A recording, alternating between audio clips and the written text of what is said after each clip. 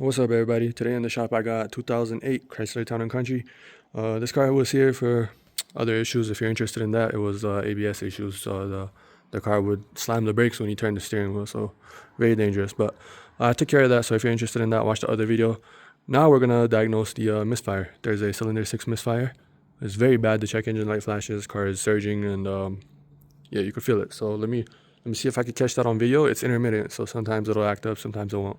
Let me see if I can catch that on video, and then if I can, we'll start diagnosing it. All right, so car's running, full health report, and in PCM we got injector 6 circuit open. And if we go in here, default code. Okay, so whoa, well, it's a lot more stuff.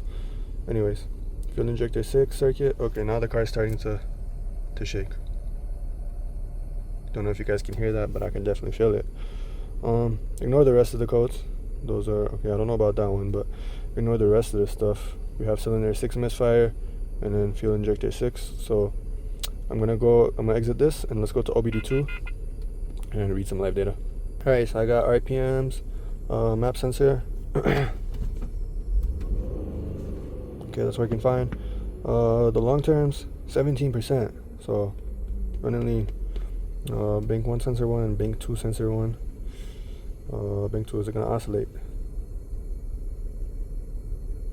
Are they on different scales? No, they're okay. And then the short terms for bank 1 and 2, those are stuck at 0. Let me rev it.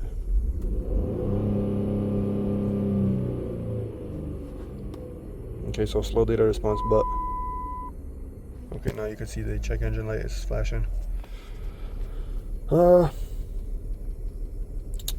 Yeah, things are responding, but before we do anything, we need to take care of the misfire. The data is not going to mean much if we have an active misfire, so I'm going to go to Chrysler OEM real quick and then see if we have misfire counters. It's going to be cylinder 6, but yeah, we'll go from there. Alright, so we don't have misfire counters. If anybody knows where I can find the Chrysler misfire counters, you let me know, but I have injector pulse width, which is very cool. So you could see all of them are being commanded, and then cylinder 6 is disabled. So if we clear the codes, I wonder if that'll enable. Alright, so they're all being commanded now. Car's running smooth. Very smooth.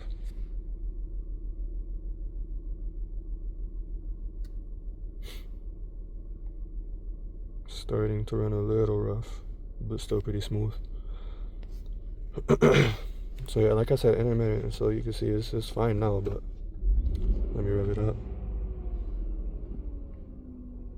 You can see they're all commanded, and I'm assuming until it's active misfire, it's going to keep that enabled. So, but yeah, regardless, we need to go after this cylinder 6 injector circuit. So let's go ahead and do that. Alright, so here in the engine bay, I'll just take the cover off. Oh shit. Okay, be careful.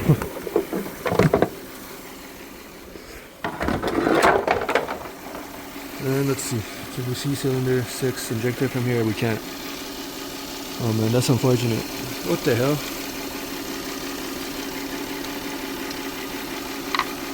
I just got a free Torx Allen key. Nice.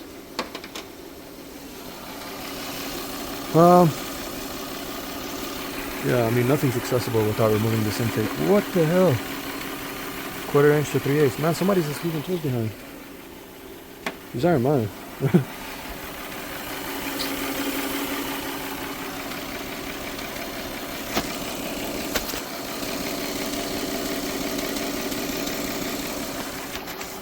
Alright, so I really wanted to hook up a scope to injector wires, but it's not looking likely, and I don't know where the PCM's at. So it's going to be down there somewhere. Yeah, right there, you see it? Okay. Let me come up with a plan and we'll continue. Alright, so here's the deal. I don't want to just fire an injector at it, even though the ECU is setting an injector circuit code. Because first of all, it's a circuit code. You know, it could be just the coil in the injector is bad, or the wiring's bad, right? Or the driver in the ECM is bad, right? You guys are going to see a video on that soon. But that wouldn't make sense, right? So I don't want to take apart the intake manifold and throw an injector at it and then it doesn't fix it. We have to do tests first with no guesswork. We have to diagnose it, right? So I have the wiring diagrams here and kind of the testing flowchart. This flowchart is decent. I usually don't like manufacturer flowcharts, but this gives you some good tests to follow and values and stuff.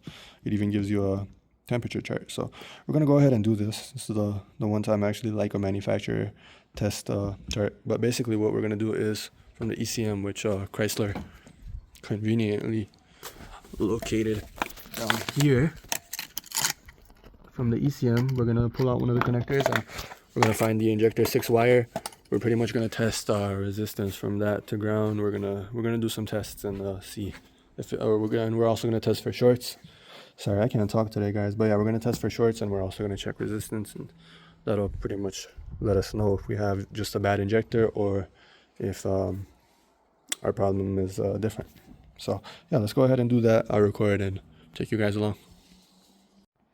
All right, so on the ECU, connector C2 is gonna be the second connector. So we'll look at connector C2, pin 4, and it says we need to remove the ASD relay, so I'll also do that. And then we'll disconnect that and we'll check for voltage on there with the keys off, I think. No, with the keys in on position. Okay, interesting. So we'll check for voltage, and I guess that's a short to voltage test. So let's go ahead and do that. All right, so right here you could see ASD relay K10, K10. That's this one right here. Let's go ahead and pull it out. Oh shit. Okay. Well, ASD relay is certainly not installed anymore. Now we could do our testing. Alright, so under the car, like I said, very, very smart of Chrysler to do this. Absolute genius is working over there. America's best. Anyways, this is C2, so let me see if I can get this unplugged and we'll do our testing. There you go. Okay.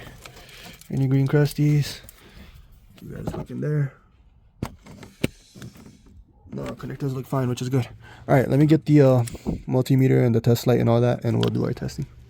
Alright, so here's the setup. Battery ground whenever you can. Try to use battery ground. Let me make sure I got a good connection here. There you go. So battery ground coming down to my multimeter ground lead. Now this isn't ideal. This is very long. I'm probably going to have a voltage drop, but that's fine. So we're supposed to test connector 2, pin 4. If you look on the pinout, connector 2, pin 4 is going to be, so that's the black and orange tab. And then pin 4 is the injector 6 control. So let's go down here. Connector 2, pin 4.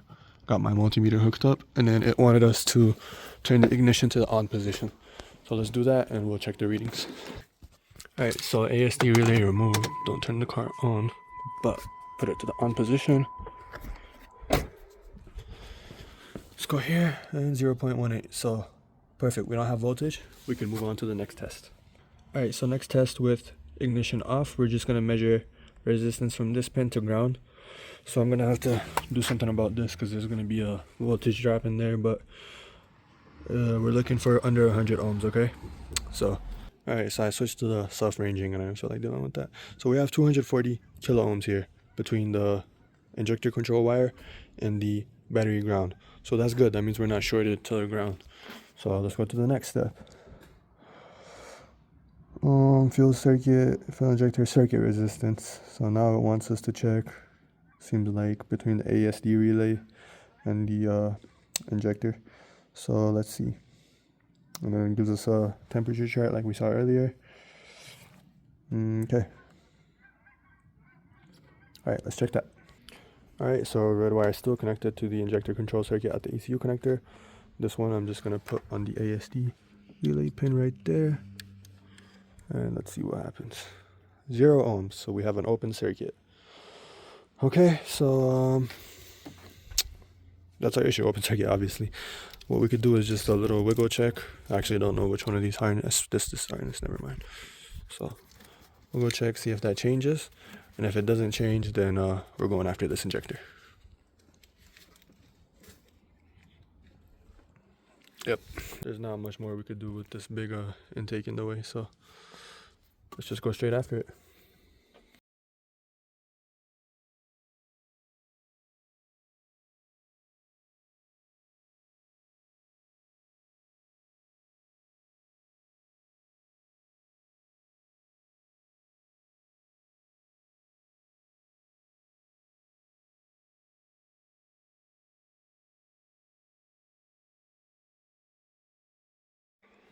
Alright guys, so I got the intake manifold off. Took me a total of 11 minutes. So now we have a good view of our injector. So that's injector 6, that's the one in question. And the coil packs, he wanted to do spark plugs and whatnot as well. So I'll do that too. He got Bosch ignition coils, so I'll install those for him. It does look pretty crusty in here, but what I want to do now is I just want to run that test again between the injector control wire and the ASD relay and see if we tweak that wire, will we be able to, and then I'm gonna make the reading come back. So right here, ASD, all right, so it's 0. Let me play with the connector while I look at this. Let me turn on the light. All right,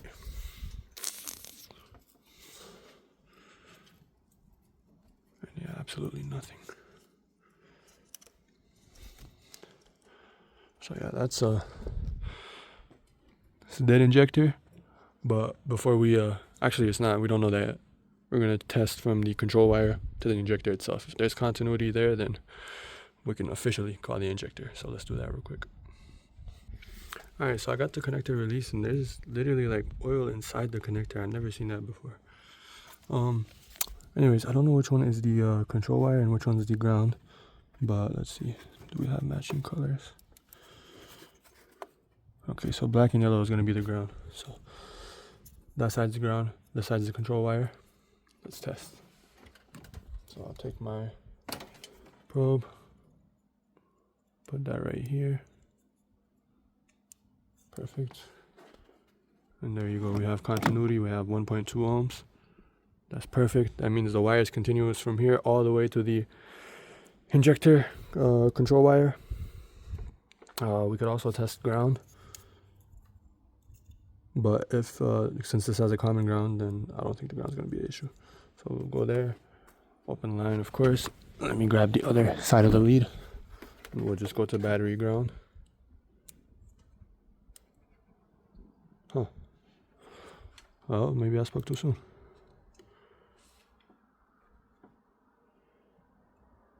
Sorry, I think this is ground side controlled. So that side's going to be positive. So we could, I don't know. We could test the voltage. So we have millivolts now with the key on. We should probably have, 12 volts on that side. So let's try that. Okay, my bad. That's my mistake. I'm tired. I don't know if you guys can tell. I'm tired. Alright, so put that to the on position. We should have voltage now. Am I grounded properly? Alright, so not sure what that's about. I reinstalled the ASD relay and plugged in the ECU. We're not getting voltage on any of these injectors. The way I understand injectors to work is that one side is going to be just the voltage and then the other side is going to get pulled down to ground. There are certain cars that have it to be high side controlled, meaning it's going to post voltage to it, but either side's not doing anything here. But the other injectors work, so I think it's just some type of a logic thing that I'm misunderstanding. And given that these wires are continuous, I'm going to go ahead and replace the injectors. I think we're safe to call that, so let's just go ahead and do that. Alright, forgot to record, but I pulled out all the coil packs, and cylinder 6 is the only cylinder that has oil in it. And if you look at the actual coil packs themselves, see, cylinder 6, that's the one that's soaked. So I don't know, that's kind of weird. Also weird that we had oil on the spark plug. Anyways, perfect. I'm gonna take out the spark plugs and we'll inspect. Alright guys, this is cylinder 6 spark plug. It literally soaked my tool in oil. The spark plug has no electrode left, like whatsoever. Sorry. There you go. Never seen anything like this. This isn't looking good. They're champion plugs, so I don't know if they're original or not, but let's take out the rest and we'll inspect those ones as well. Also. Okay, you see that one has an electrode. Okay, man, this is crazy. Alright, also, all the spark plugs except for cylinder 6 were hand tight, like finger tight. I don't know how this engine was running. Alright, got all 6 of the spark plugs out. That's cylinder 6. That's the rear bank. They're worn. They're all worn, but cylinder 6 is the worst one. There's literally no electrode left. Anyways, okay. What I want to do now is get a borescope into that cylinder, because do you see the bottom of it, how it's soaked? It's insane. I've never seen anything like that. So I just want to kind of make sure we don't have any type of engine failure, and then we'll go from there. So yeah, let me get a borescope. Let me look in there.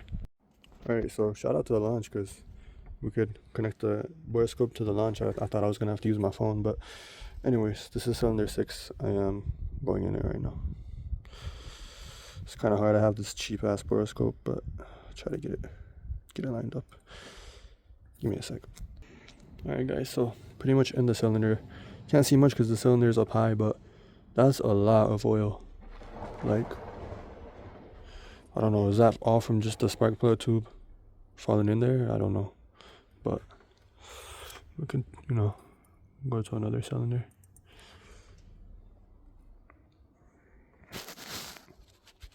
See, this one looks bone dry, and now my camera's covered in oil. Wow, look at that. Yeah, anyways, let me call the customer. Let me see what he wants to do. All right, so after taking a look at it off camera, this injector sleeve or whatever you want, not injector, spark plug sleeve or whatever you want to call it, I don't know if you saw, but it was protruded. I could put a picture up on the screen.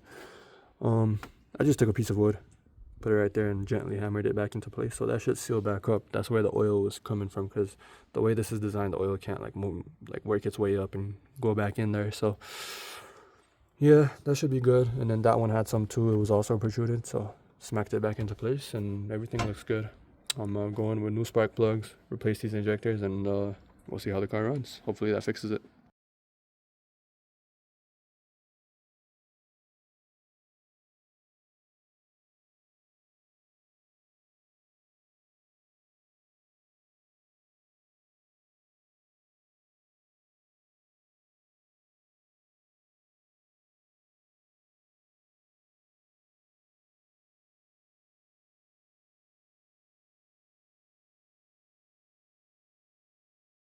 Alright, so I stopped recording because my flashlights kept dying, but pretty much you guys saw I put 6 new spark plugs in it. I got the old injectors out, and man, these connectors put up a fight. That's crazy. Anyways, here are all the injectors, and this is the cylinder 6 injector.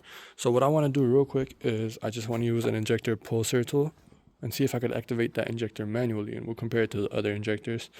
So let me do that real quick, and then we'll install the new injectors and button everything up. Alright, so this is injector number 4, and we're going to just set this to mode 2, which is going to be a short little pulse, and I just have it hooked up, and as soon as I press this button, you're going to hear the injector activate. Or maybe not. Oh, I got the wiring wrong, hold on. Alright, now it should work.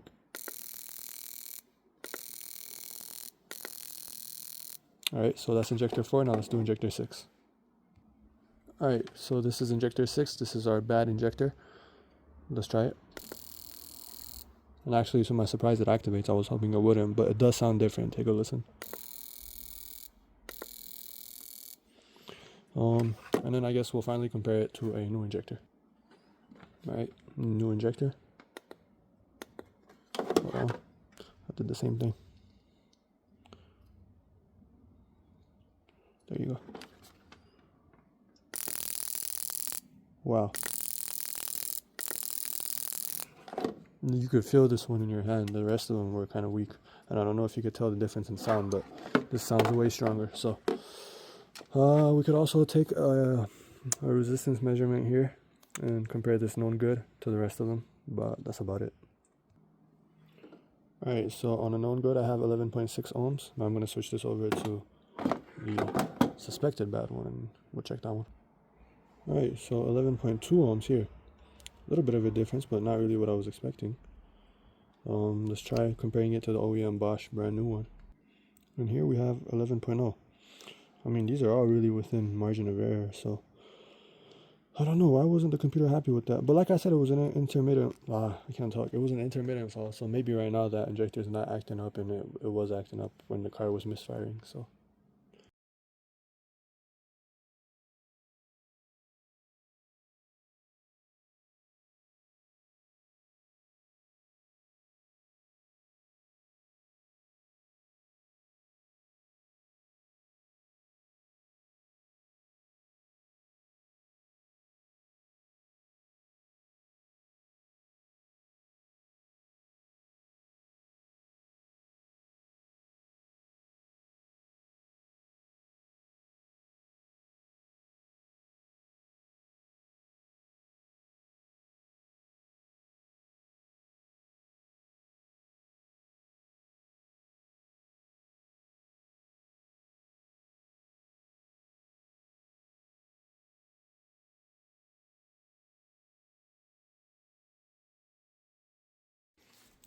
Alright guys, got everything buttoned back up, intake, connectors, all of it. Intake gasket was good, so I just went ahead and reused that. We got all 6 new spark plugs, ignition coils, and fuel injectors, of course. And then the owner got me these are spark plug wires. I don't know why he got me those. This car doesn't use that, but yeah, ECU's plugged in, ASD relays back where it should be. Let's go ahead and start this thing, and hopefully it runs a lot smoother. Alright, so I got my scanner hooked up. We're in the car, clearing out all the codes, giving myself a fresh slate to work with. So there you go, green tree. Let's start it. Moment of truth. Oh wait, I forgot to put the fuel pump in. The fuel pump fuse. Alright, fuel pump fuse is installed. I'm actually glad that happened because clear out the fuel in the cylinders. Alright, let's start it now.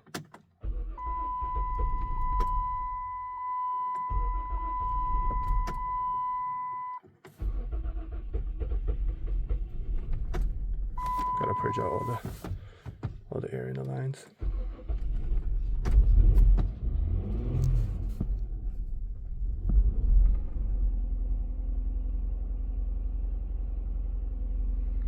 Alright, running pretty smoothly. Let's just do a quick rescan. Probably through something. Very nice, very nice. Alright, high airflow vacuum leak detected. I'll go check that in a second. ABS. Okay, I'll check that too, but yeah, let's go check for vacuum leaks real quick. Okay, I don't know if you guys can see it. I forgot to put the EGR plate on. Let me do that. Alright, so back in the car now. Got everything hooked up, EGR, all that. Made sure there's no vacuum leaks, and we're running super smoothly now. I also got some live data pulled up, and yeah, so maps working fine. Engine RPM's good. It's idling fine.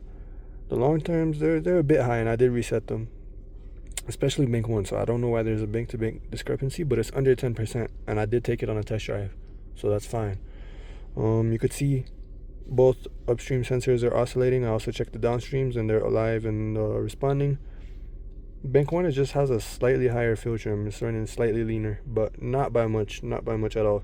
So this is perfectly fine. This car is fixed, running smooth. Took it for a test drive, and it's all good.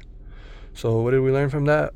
It's important to do a proper diagnostics. I could have easily just replaced the injectors, especially since the customer provided them, but I wanted to be sure that that's the issue, because I would have wasted my own time and the customer's money had I just replaced the injector and then the car still ran poorly, I know this wasn't like an interesting one where we found a broken wire or bad connector or something, but regardless, it's always still important to check everything, diagnose, don't guess.